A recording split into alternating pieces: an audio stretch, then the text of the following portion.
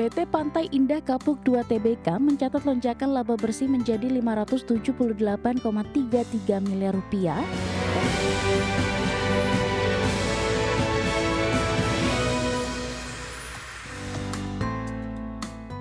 PT Pantai Indah Kapuk 2 Tbk mencatat lonjakan laba bersih menjadi 578,33 miliar rupiah pada kuartal 1 2026 melesat 1000% secara tahunan dari 49,57 miliar rupiah pada periode yang sama tahun lalu.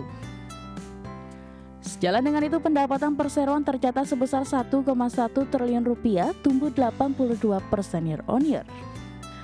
Raihan kinerja ini mencerminkan peningkatan kualitas pendapatan sekaligus efektivitas strategi monetisasi kawasan yang semakin terarah, khususnya di kawasan PIK 2. Pertumbuhan tersebut terutama ditopang oleh penyerahan kafling tanah komersial di kawasan CBD PIK 2 yang menjadi kontributor utama pendapatan.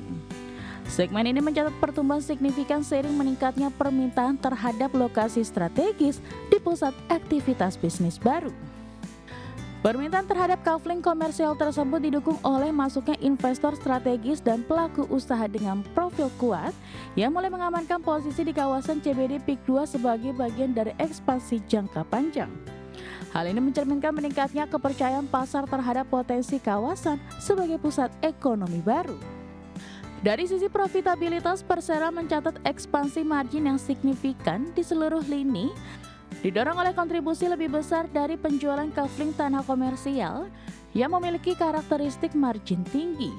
Hal ini menegaskan semakin kuatnya model bisnis perseroan yang berbasis pada pengembangan kawasan berskala besar dengan monetisasi produk bernilai tambah. Berbagai sumber, IDX Channel. Ya, Kepala IMF Kristalina Georgieva memperingatkan ekonomi global bisa masuk skenario terburuk jika konflik Timur Tengah terus berlanjut hingga 2027 dan harga minyak mencapai sekitar $125 per barrel.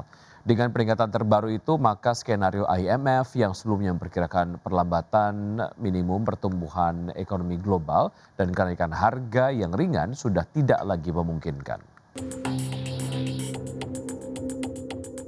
Kepala IMF Kristalina Georgieva memperingatkan bahwa inflasi sudah mulai meningkat dan perekonomian global bisa menghadapi hasil yang jauh lebih buruk jika perang di Timur Tengah berlanjut hingga 2027 dan harga minyak mencapai sekitar $125 per barel.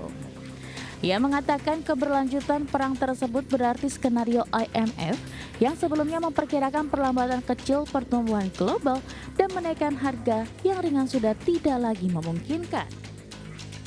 Akibatnya skenario buruk IMF kini sudah terjadi. Ia menyatakan ekspektasi inflasi jangka panjang masih relatif terkendali dan kondisi keuangan belum mengalami pengetatan, tetapi situasi itu bisa berubah jika perang terus berlanjut. Sementara itu, seperti yang diberitakan sebelumnya, ketegangan di Timur Tengah kembali memanas.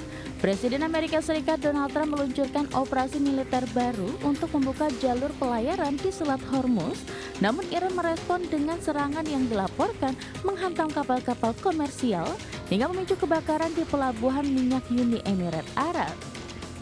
Situasi ini membuat pasar energi global kembali siaga mengingat Selat Hormuz merupakan jalur strategis pengiriman minyak dunia.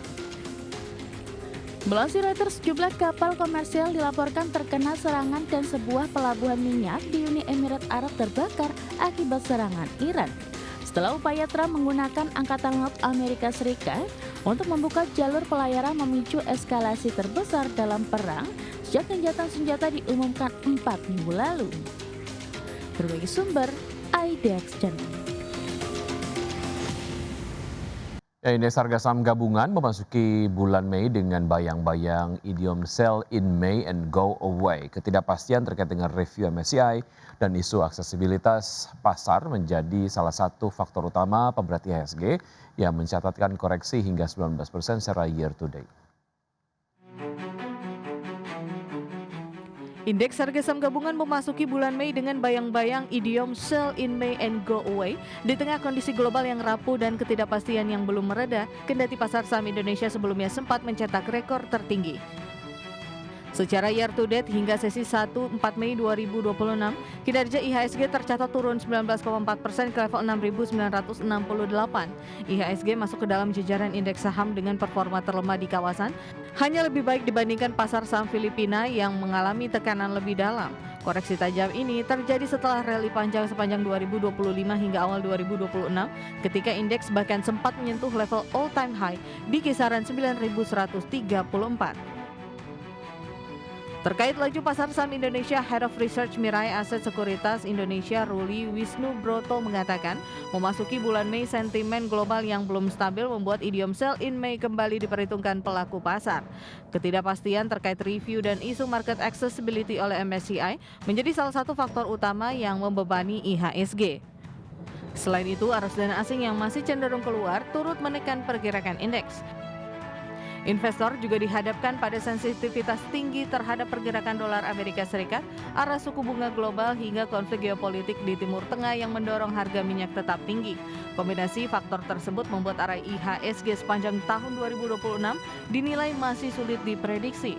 Volatilitas berpotensi tetap tinggi, terutama dalam jangka pendek. Meski demikian, tekanan yang sudah cukup dalam membuka peluang teknikal bagi pasar untuk melakukan konsolidasi bahkan rebound. Di tengah ketidakpastian, analis menyebut masih terdapat optimisme bahwa IHSG berpeluang kembali menembus level 9.000 hingga akhir tahun dengan catatan sentimen global mereda dan aliran dana asing kembali masuk. Berbagai sumber IDX Channel.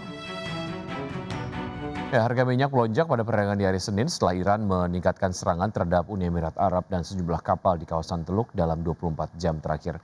Eskalasi ini menjadi yang paling serius sejak gencatan senjata antara Amerika dan Iran diberlakukan pada awal April 2026 lalu. Minyak mentah berjangka Brent ditutup melambung 5,8% menjadi $114,44 per barrel. Sedangkan minyak mentah berjangka West Texas Intermediate melesat 4,4% ke posisi $106,42 per barrel. Lonjakan harga dipicu serangkaian gempuran Iran, termasuk terhadap beberapa kapal di Selat Hormuz, serta kebakaran di pelabuhan minyak Uni Emirat Arab akibat serangan drone. Situasi ini memperburuk upaya pemerintah Amerika Serikat yang sebelumnya mengerahkan Angkatan Laut untuk membuka kembali jalur pelayaran di kawasan tersebut. Sementara itu di saat yang sama, Angkatan Laut Garda Revolusi Iran mengklaim memperluas wilayah kendalinya di sekitar Selat Hormuz, termasuk mencakup pelabuhan Fujairah dan Khorfakan di Uni Emirat Arab serta pesisir Al-Quwain.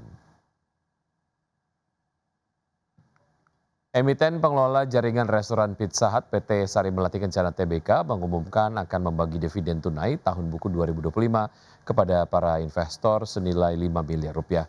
Manajemen Perseroan mengungkapkan pembagian dividen tersebut sesuai dengan hasil RUPS tahunan yang digelar pada 29 April 2026. Perseroan menegaskan bahwa pembagian dividen tunai tahun buku 2025 tidak akan mempengaruhi kelangsungan usaha.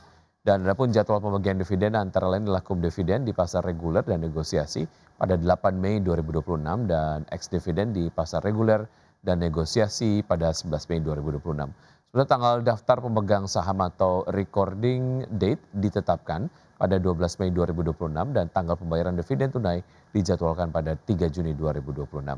Sebagai catatan, Perseroan membukukan laba bersih sebesar 24,75 miliar rupiah sepanjang 2025 dan saldo laba ditahan yang tidak dibatasi penggunaannya tercatat sebesar 109,89 miliar rupiah.